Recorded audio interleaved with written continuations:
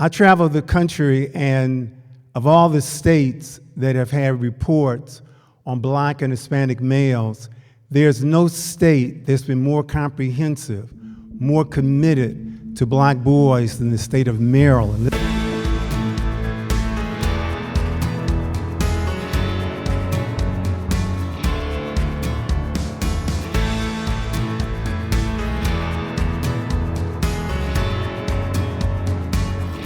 This is about awareness, but this is also about action.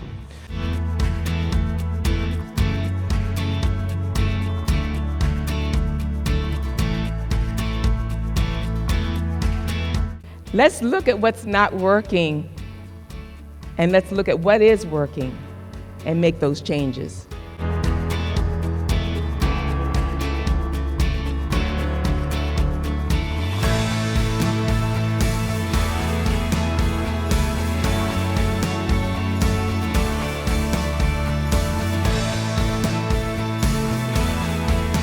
It's an exciting time in Maryland.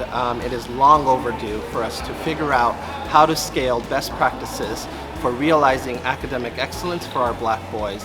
That is the work of this pilot. That is what we are doing. These are not feel-good initiatives. This is to solve a persistent issue and problem in our country that we have yet to figure out, and these pilot schools are leading the way. I've said it before, we gotta disrupt systems and practices that have not worked for a long time, and that is what is actually happening. The people you see here today are going into rooms to obsess about how to do this well at scale. And so I'm excited to be here. I'm excited to be a leader in a state that is dedicated to this. I'm thankful to the pilot schools. I'm thankful to the advisory council, and I look forward to unlocking the best practices, enshrining them in policies, and making sure they are true in each and every classroom where a Black boy is sitting and learning each and every day. Today has been awesome so far, the opening plenary, and then I just attended one of the trauma-informed sessions, but just a wonderful opportunity to sit with colleagues to hear how we can continue to support our African American boys.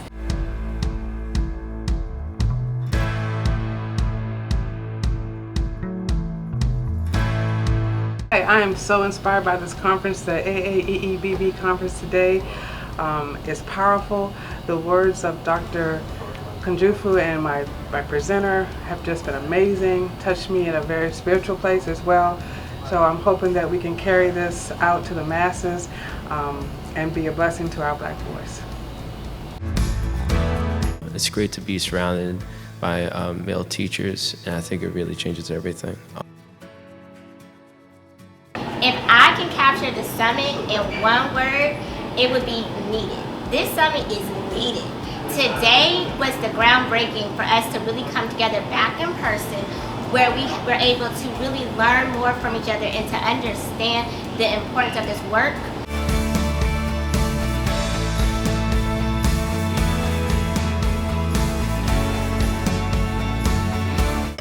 They have given up on education.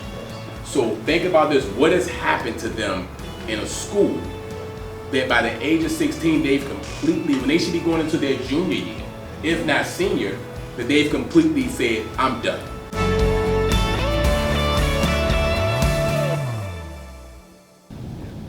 It's our responsibility, along with everything that you're giving them in class, it's our responsibility to provide them with that extra step, that extra a bit of information, and that extra support, so they can be those individuals that we know that they have the potential to be. Our presentation today is on sustaining and developing Black boy mentorship programs, particularly how do you go from planning to implementation at the school-based level. So strategizing with your central office staff members to facilitate a program, and then implementing that on the ground in the schools. I mean, really talk about what it's like being on a college campus, and now he's aspiring. Before he couldn't see himself out of the Annapolis community, now he can see himself in a different life, just because of that opportunity to be exposed to just a small smidgen of campus life at Bowie State.